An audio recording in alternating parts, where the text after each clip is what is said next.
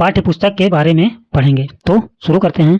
प्रिय शिक्षक साथियों, आप जानते हैं कि सीखने सिखाने की प्रक्रिया में पाठ्य पुस्तक केवल एक उपकरण और माध्यम है जो बच्चों में उन अनंत क्षमताओं को विकसित करने में सहायक है जिनके बीज उनमें पहले से ही हैं। आप सभी से यह आग्रह है कि पाठ्य पुस्तक का उपयोग करते हुए और स्वतंत्र रूप से भी बच्चों को कक्ष के इर्द गिर्द फैली अनंत प्रकृति से अवगत कराएं, उन्हें स्वयं खोजबीन करके सीखने के लिए प्रोत्साहित करें, उन्हें अपनी बात कहने के अवसर दें, सही गलत का फैसला न लेते हुए बच्चों के साथ एक संवाद में शामिल हों। राष्ट्रीय शिक्षा नीति 2020 के अनुसार भाषा राष्ट्र विकास को बढ़ावा देने और न्यायप्रिय समाज को विकसित करने में महत्वपूर्ण भूमिका निभाती है। इस नीति में बच्चों की शिक्षा में भाषा और साक्षरता के विकास को बहुत महत्व दिया गया है। यह माना जाता है कि भाषा और साक्षरता की ठोस नींव बच्चों के लिए अन्य विषयों को सीखने में बहुत सहायक होती है। राष्ट्रीय शिक्षा नीति 2020 में बुनियादी स्तर फाउंडेशन स्टेज पर बच्चों में भाषा के विकास के साथ साथ सतत सीखने की कला, समस्या समाधान, तार्किक और रचनात्मक सोच के विकास पर भी बहुत बल दिया गया है। इस स्तर पर भाषा के साथ साथ अन्य विषयों और गतिविधियों में भारतीय परंपरा, संस्कृति, मूल्यों, चरित्र निर्माण, नैतिकता, करुणा और पर्यावरण के प्रति संवेदनशीलता को समेकित रूप में सम्मिलित करने की भी अनुशंसा की गई है। कक्षा 1 की हिंदी भाषा की पाठ्य पुस्तक सारंगी का सृजन करते समय निम्न बातों का ध्यान रखा गया है। पढ़ने लिखने की शुरुआत के लिए बच्चों के लिए जीवन से जुड़ी बातों को आधार बनाया गया है जिससे यह प्रक्रिया सहज और अर्थपूर्ण हो। भाषा हमारे जीवन का अभिन्न अंग है जो हमें संप्रेषण के साथ साथ सोचने, समझने, प्रश्न पूछने आदि में सहायक है। रोचक बात यह भी है कि विभिन्न कार्यों के लिए जितना ज़्यादा भाषा का प्रयोग होता है उतनी ही तेजी से हमारी भाषा का विकास भी होता है। अतः इस पुस्तक में अपनी भाषा में बातचीत करने, सुनकर कुछ करने, कहानी और कविताओं को आनंद लेने, ध्वनि और शब्दों की पहचान के साथ खेलने, कला एवं संगीत से जुड़ी गतिविधियों में भाग लेने के अनेक अवसर दिए गए हैं। ये अवसर अलग अलग संदर्भों में दिए गए हैं और बार बार दिए गए हैं। इस पुस्तक में 5 ऐसे संदर्भों को चुना गया है जो बच्चों के जीवन से जुड़े हैं। पहला है परिवार, दूसरा जीव जगत, तीसरा हमारा खान पान, चौथा है त्योहार और पांचवा है मेले तथा हरी भरी दुनिया। सबसे महत्वपूर्ण बात यह है कि कक्षा में बच्चों के संदर्भ की वस्तुओं या घटनाओं या व्यक्तियों के साथ इस पुस्तक में दी गई पठन सामग्री को जोड़ा जाए, इस हेतु सुझाव भी दिए गए हैं। हर पाठ में लगभग सारी दक्षताओं का ध्यान रखा गया है। बच्चों के दृष्टिकोण से पाठों को रोचक बनाने के लिए कार्यों में विविधता लाने का प्रयास किया गया है। अगला हेडिंग है पाठ्यचर्या लक्ष्य। बुनियादी स्तर फाउंडेशनल स्टेज के लिए राष्ट्रीय पाठ्यचर्या की रूपरेखा 2022 में भाषा के संदर्भ में निम्नलिखित पाठ्यचर्या लक्ष्य निर्धारित किए गए हैं जो इस तरह हैं। पहला है CG9 यानी बच्चे दैनिक जीवन के लिए प्रभावी संप्रेषण की कुशलता विकसित करते हैं। दूसरा है CG10 बच्चे पहली भाषा L1 में पढ़ने और लिखने में निपुणता विकसित करते हैं। इस रूपरेखा के अनुसार भाषा सीखने सिखाने के लिए भाषा शिक्षा के चारों स्तंभों पर कार्य करना महत्वपूर्ण है। ये 4 स्तंभ हैं। मौखिक भाषा का विकास, शब्द पहचान, पढ़ना और लिखना। मौखिक भाषा का विकास, बेहतर ढंग से सुनकर समझना। मौखिक शब्दावली का विकास और साथियों व अन्य जानकार लोगों जैसे बड़े विद्यार्थी, शिक्षक, माता पिता के साथ बातचीत और चर्चा का उपयोग सीखने के लिए करना। शब्द पहचानना, इसमें प्रिंट जागरूकता और ध्वनि जागरूकता, प्रतीकों और ध्वनि का संबंध, लिखित शब्द पहचानना और शब्दों को लिखना शामिल है। पढ़ना, लिखित सामग्री से अर्थ का निर्माण करना और इसके विषय में आलोचनात्मक या समीक्षात्मक ढंग से चिंतन करना। अगला है लिखना, तार्किक और व्यवस्थित तरीके से विचारों या सूचनाओं की प्रस्तुति के साथ साथ शब्दों को सही ढंग से लिखने की क्षमता। इस पुस्तक में हर विषय के इर्द गिर्द चुनी पठन सामग्री में इन 4 स्तंभों को निम्न प्रकार से बांटा गया है। मौखिक भाषा का विकास, पुस्तक में अलग अलग भाग हैं जैसे चित्र और बातचीत, कविता, आओ कुछ बनाएं, खेल में और को खोजें जाने। इन सभी का प्रमुख उद्देश्य बच्चों में मौखिक भाषा का विकास करना है। इसके साथ साथ बच्चे मिलकर कुछ बनाते समय एक दूसरे के विचारों को सुनेंगे, खोजे जाने, क्रियाकलापों के दौरान अपने परिवार एवं समुदाय के लोगों के साथ बातचीत कर कुछ समझने का प्रयास करेंगे आदि। उदाहरण के लिए गिलहरी की कहानी में चित्रों को देखकर कहानी बनाना और उसे अपनी भाषा में कहना या अंगूठे की छाप से अपनी पसंद के चित्र बनाना आदि। अगला है शब्दों को पहचानना एवं गढ़ना। शब्दों का खेल कहानी और कविता के बाद दिया गया है। एक साथ पूरी वर्णमाला सीखने के बजाय कुछ वर्णों और मात्राओं से अवगत कराते हुए शब्द बनाने के कार्य दिए गए हैं जैसे आलू की सड़क। कहानी में ब से शुरू होने वाले शब्दों को पहचानना और लिखना सिखाया गया है। झूलम झूली, कविता में ऊ और ऊ ध्वनि की आकृति एवं उनकी मात्राओं की पहचान कराना, शब्दों का दूसरा साथी खोजना, लिखना और पढ़कर सुनाना जैसे अभ्यास दिए गए हैं जिसमें बच्चों से यह अपेक्षा की गई है कि वे छुप्पम, झूलम, पकड़म आदि शब्दों की समान लय वाले शब्द बनाएंगे।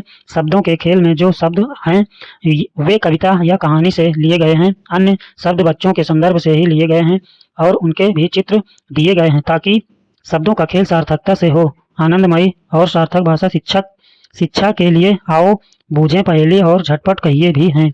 उदाहरण के लिए अप्पू के अप्पा अप्पम लेने अनोखे अनंत नगर आए आदि। अगला है पढ़ना। सुने कहानी मिलकर पढ़िए और कविता आदि भागों में बच्चों के लिए पढ़ने की विविध दक्षताओं को विकसित करने के अवसर हैं। जैसे मिलकर पढ़ते समय बच्चे शिक्षक के साथ मिलकर और बाद में अपने मित्रों के साथ मिलकर पढ़ेंगे। पढ़ते समय कहानी के चित्रों को देखकर अनुमान लगाना, फिर कहानी सुनकर बातचीत करना, शब्दों को चित्र रूप में समझना, कुछ प्रश्नों के उत्तर देना आदि से बच्चे पढ़ना माने अर्थ गढ़ना, संकल्पना को आत्मसात कर पाएंगे। उदाहरण के लिए होली कविता में समान लय वाले शब्द खोजने के लिए कहा गया है। इसी प्रकार रानी भी कहानी में बातचीत के लिए ऐसे प्रश्न शामिल किए गए हैं कि माँ ने रानी को स्कूल क्यों नहीं जाने दिया होगा। ऐसे प्रश्न अनुमान लगाने में सहायता करेंगे। अगला है लिखना। हम सभी जानते हैं कि लिखने की शुरुआत चित्रों से होती है और फिर चित्रों के साथ बच्चे शब्द और धीरे धीरे वाक्य लिखना आरंभ करते हैं। यहाँ प्रयास किया गया है कि बच्चे अपने अनुभवों और विचारों को चित्रों के माध्यम से बताएं और फिर उन पर कुछ शब्द शिक्षक की सहायता से लिखें। अन्य भाग जैसे कविता, सुने कहानी और मिलकर पढ़िए आदि में भी लिखने के अवसर हैं। यहाँ लिपि को समझने और लिखने पर भी बल दिया गया है। उदाहरण के लिए अक्षरों को जोड़कर शब्द बनाकर लिखना, चित्रों को देखकर शब्द लिखना, दिए गए विषय पर अपनी बात कहना और लिखना, या लेखन चित्र भी हो सकते हैं और वाक्य भी। इन सभी में शिक्षक की सहायता शामिल है। बच्चों में इन सभी दक्षताओं के विकास के लिए यह आवश्यक है कि इन चारों स्तंभों पर नियमित रूप से कार्य हो। अतः इस पाठ्य पुस्तक में 5 संदर्भों के इर्द गिर्द पढ़ने, लिखने, शब्द पहचानने और बातचीत के विविध आयामों को सम्मिलित किया गया है। आइए इन आयामों के विषय में सविस्तार चर्चा करें। सृजनशील शिक्षक दी गई पठन पाठन सामग्री को अत्यंत रोचक और प्रभावी तरीके से बच्चों के साथ मिलकर रच सकते हैं। यहाँ बस कुछ सुझाव हैं। हमें आशा है कि आप अपनी कक्षा में विविधता लाएंगे। बच्चों के संदर्भ के आधार पर शब्दों का खेल, गीत, कविताएं और कहानियां शामिल करेंगे। विविध संसाधनों की सहायता से कक्षा को और भी रोचक बनाएंगे। तो पहली हेडिंग है बातचीत। इस पुस्तक में लिए गए 5 संदर्भों में बातचीत की ढेर सारी संभावनाएं हैं। उदाहरण के लिए हमारा खान पान में आप बच्चों से निम्न प्रश्नों से बातचीत शुरू कर सकते हैं। जैसे आगे आने वाले कुछ दिनों में हम हमारा खान पान के बारे में बातचीत करेंगे, पढ़ेंगे, लिखेंगे और समझेंगे। इसकी शुरुआत बातचीत से करेंगे। आपको खाने में सबसे ज़्यादा क्या पसंद है? क्या आपको पता है कि वह कैसे बनता है? पता कीजिए कि आपकी कक्षा में मीठा, नमकीन और तीखा कितने बच्चों को पसंद है। खाना खाने से जुड़ी कुछ अच्छी आदतें बताइए। चिड़िया, कौवा, बतख, मेंढक आदि को खाने में क्या पसंद होगा? जैसे जैसे बच्चों के उत्तर आएंगे उस तरह से बातचीत को आगे बढ़ाया जा सकता है। बातचीत की यह गतिविधि हर दिन करवाई जा सकती है। एक दिन में सभी बच्चों को मौका नहीं मिल पाएगा, इसीलिए हर दिन यह गतिविधि कक्षा में करवाएं। समय सारणी में सर्कल टाइम के लिए जगह है। उस समय इस तरह की बातचीत को जगह दी जा सकती है। बातचीत के अंतर्गत दी गई गतिविधियों का यह एक और महत्वपूर्ण पहलू है बहुभाषिता। अर्थपूर्ण सीखने सिखाने की प्रक्रिया में आवश्यक है कि बच्चे अपनी भाषा में खुलकर अपने विचार रख सकें। कक्ष की हर गतिविधि में इस बात का ध्यान रखना आवश्यक है। सुने कहानी। इसके अंतर्गत दी गई कहानियों को शिक्षक बच्चों को एक से अधिक बार पढ़कर सुनाएं। कुछ तरीके इस प्रकार हो सकते हैं। कहानी पढ़कर सुनाने से पूर्व बच्चों से कहानी के चित्र देखकर कहानी गढ़ने को कहें। यह कार्य आप बच्चों के छोटे समूह बनाकर करवा सकते हैं। उदाहरण के लिए मीना का परिवार कहानी पढ़ते समय बीच में बच्चों से 1 या 2 प्रश्न पूछें, जैसे आपको क्या लगता है कि कहानी में आगे क्या होगा आदि। कहानी के बाद दिए गए बातचीत के लिए प्रश्नों पर बच्चों से बातचीत कीजिए। यहाँ कोई उत्तर सही या गलत नहीं है, बल्कि प्रयास यह रहे कि बच्चे अपने मन की बात या उन्हें जो समझ में आया वह निसंकोच कर सके। ये कुछ सुझाव हैं। इनके अतिरिक्त भी आप विविध क्रियाकलाप करवा सकते हैं। उदाहरण के लिए मिठाई कहानी में बच्चों को कहानी में कुछ अन्य जानवरों को जोड़कर कहानी को आगे बढ़ाने के लिए प्रोत्साहित किया जा सकता है। बच्चे कहानी को अपनी भाषा में कक्षा या घर में सुन सकते हैं। बातचीत के दौरान जो शब्द कहानी में और बातचीत में बार बार आ रहे हैं उन 3 से 4 शब्दों को आप बोर्ड पर धीरे धीरे लिखें। बच्चों से अनुमान लगाकर इन शब्दों की पहचान करने को भी कहा जा सकता है। जैसे जैसे आगे बढ़ेंगे बच्चे कुछ अन्य वर्ण और मात्राएं पहचानना सीख जाएंगे। आप बच्चों को पिछले पाठों में आई कहानियों और कविताओं में से शब्दों को पहचानने का कार्य दे। इसी तरह की अन्य गतिविधियां भी करवाई जा सकती है। मिलकर पढ़िए। इस हिस्से में उन कहानियों का चुनाव किया गया है जिसमें दोहराव है या दोहराव वाक्यों के स्तर पर है। कहानी के कथानक में भी दोहराव है। आपने यह देखा होगा कि दोहराव में बच्चों को आनंद आता है। दोहराव से बच्चों को अनुमान लगाने में भी आसानी होती है। उदाहरण के लिए भुट्टे कहानी में नीना, नाना, नानी, भुट्टे शब्दों में दोहराव है। इन कहानियों को पढ़ने से पूर्व चित्र दिखाकर बच्चों से बातचीत कीजिए, फिर उंगली रखते हुए बच्चों के साथ मिलकर कहानी पढ़िए। जिन शब्दों का दोहराव है उन्हें बोर्ड पर लिख दीजिए।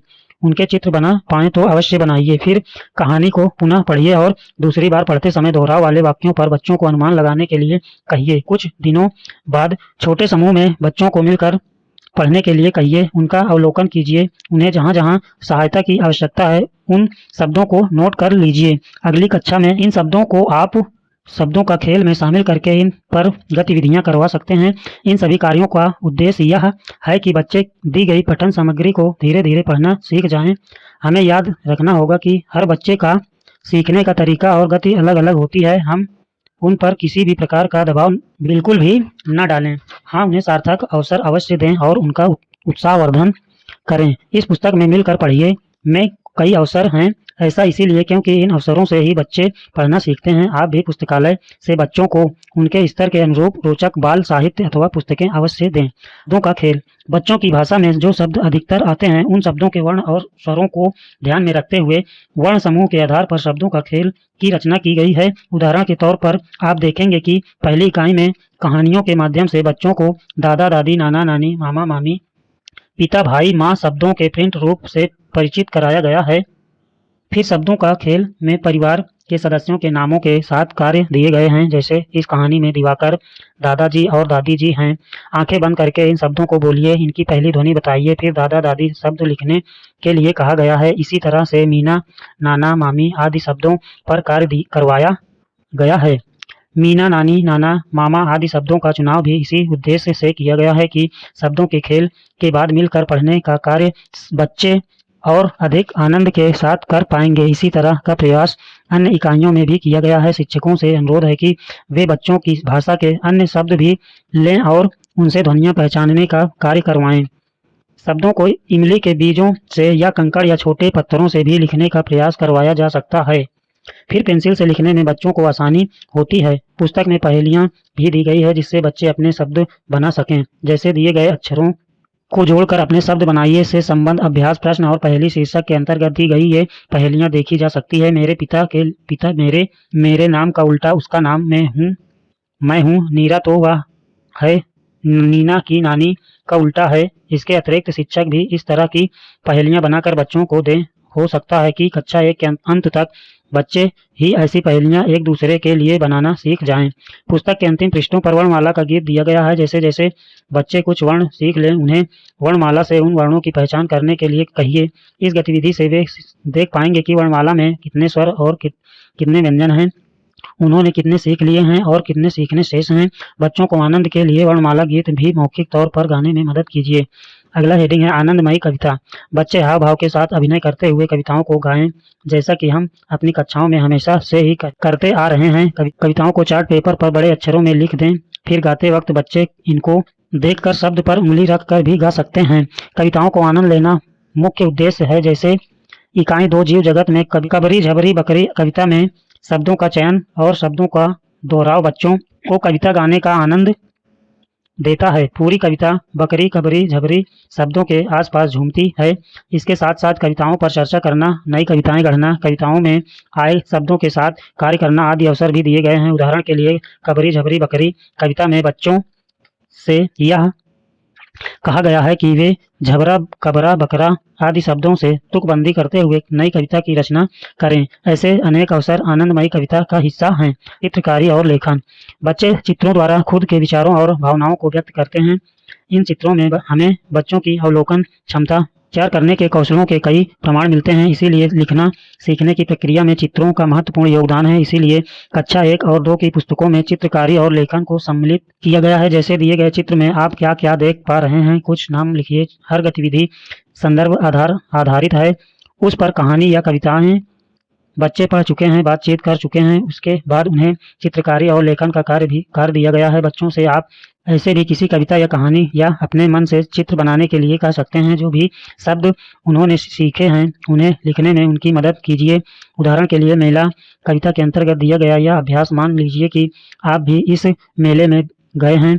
आप वहाँ क्या क्या करेंगे, अपने मित्रों के साथ बातचीत कीजिए, चित्र बनाइए और कुछ शब्द भी लिखिए। बच्चों के छोटे समूह में भी यह गतिविधियां आप करवा सकते हैं। बच्चे एक दूसरे से भी बहुत कुछ सीखते हैं। खोजे जाने भाषा शिक्षा को बच्चों के संदर्भ से जोड़ने, संदर्भ से सीखने के अवसर प्रदान करने के लिए इन गतिविधियों को शामिल किया गया है। इनसे बच्चों में अपने समुदाय की समझ बढ़ेगी, अपने घर और आस पड़ोस का भी वे महत्व समझेंगे। उदाहरण के लिए परिवार के सदस्य के साथ आसपास घूमना और छोटे छोटे कीड़े मकोड़ों जानवरों को देखना, वे क्या करते हैं, क्या खाते हैं, उनके रंग रूप को देखना आदि। अपने आसपास मिलने वाले पेड़ पौधों के नाम जानना और चित्र बनाना और कुछ बनाएं। इन गतिविधियों का उद्देश्य है कि बच्चे जटिल कार्य के लिए मौखिक निर्देशों को समझें और उसी कार्य के लिए दूसरों को भी स्पष्ट मौखिक निर्देश दे सकें। इस कार्य में कला और भाषा के एकीकरण का प्रयास किया गया है। उदाहरण के लिए अंगूठे की छाप से चित्र बनाना, कागज से कुत्ते का मुखौटा बनाना, तोरण बनाना आदि। खेल खेल में यहाँ पर खेल, गीत गाना, खेलना, अभिनय करना आदि सम्मिलित किए गए हैं। खेल खेल में निर्भीक अभिव्यक्ति कर पाने के अवसर देने से बच्चों की झिझक खत्म होती है। वे स्वयं के अनुभव को खुशी सबके साथ साझा करने लगते हैं। शायद सीखने सिखाने में यह सबसे महत्वपूर्ण पड़ाव है। उदाहरण के लिए साथियों के साथ कविता में दिए खेल खेलना और चित्र बनाकर परिवार के लोगों को बताना, मिट्टी से खिलौने बनाना आदि। इस पुस्तक में झटपट कहिए, आओ बूझें पहेली आदि जैसी कुछ अन्य रोचक गतिविधियां भी दी गई। उदाहरण के लिए घर घर, घड़ी घड़ी, घड़ी झूमती, भालू को आलू भाया, भाया भालू को आलू। शिक्षक अपने स्तर पर भी इस प्रकार की कुछ और सामग्री खोजें, स्वयं तैयार करें और उपयोग में लाएं। इन सब के साथ साथ एक सतत चलने वाला आवश्यक काम यह है कि पाठ्यपुस्तक की हर इकाई पर कार्य करते हुए शिक्षक स्वयं और बच्चों की सहायता से कुछ न कुछ सीखने सिखाने की सामग्री टीएलएम बनाते रहें और उन्हें कक्षा की दीवार पर लगाएं या अन्य उपयुक्त तरीके से बच्चों के लिए उपलब्ध रखें और उनका उपयोग भी शिक्षण प्रक्रिया में करें। हर इकाई में नई सामग्री की आवश्यकता होगी। उपलब्ध सामग्री में निश्चित रूप से कुछ पुस्तकें भी होनी चाहिए और नियमित रूप से बच्चे पुस्तकों के साथ काम करें। समय सारणी में इसकी जगह हो। हमें पूरा विश्वास है कि हमारे शिक्षक इस पाठ्यपुस्तक की सामग्री का रचनात्मक उपयोग इसमें दिए गए उद्देश्यों और निर्देशों को ध्यान में रखते हुए करेंगे, जिससे शिक्षण प्रभावी होगा और बच्चे आनंद के साथ भाषा सीखेंगे। भारत का संविधान उद्देशिका। हम भारत के लोग भारत को एक संपूर्ण प्रभुत्व संपन्न समाजवादी पंथ निरपेक्ष लोकतंत्रात्मक गणराज्य बनाने के लिए तथा उसके समस्त नागरिकों को सामाजिक, आर्थिक और राजनैतिक न्याय, विचार, अभिव्यक्ति, विश्वास, धर्म और उपासना की स्वतंत्रता, प्रतिष्ठा और अवसर की समता प्राप्त कराने के लिए तथा उन सब में व्यक्ति की गरिमा और राष्ट्र की एकता और अखंडता सुनिश्चित करने वाली बंधुता बढ़ाने के लिए दृढ़ संकल्प होकर अपनी इस संविधान सभा में आज तारीख 26 नवंबर 1949 ईस्वी को एतत् द्वारा इस संविधान को अंगीकृत, अधिनियमित और आत्मार्पित करते हैं। संविधान 42वां संशोधन अधिनियम 1976 की धारा 2 द्वारा 3/1/1977 से प्रभुत्व संपन्न लोकतंत्रात्मक गणराज्य के स्थान पर प्रतिस्थापित। संविधान 42वां संशोधन अधिनियम 1976 की धारा 2 द्वारा 3/1/1977 से राष्ट्र की एकता के स्थान पर प्रतिस्थापित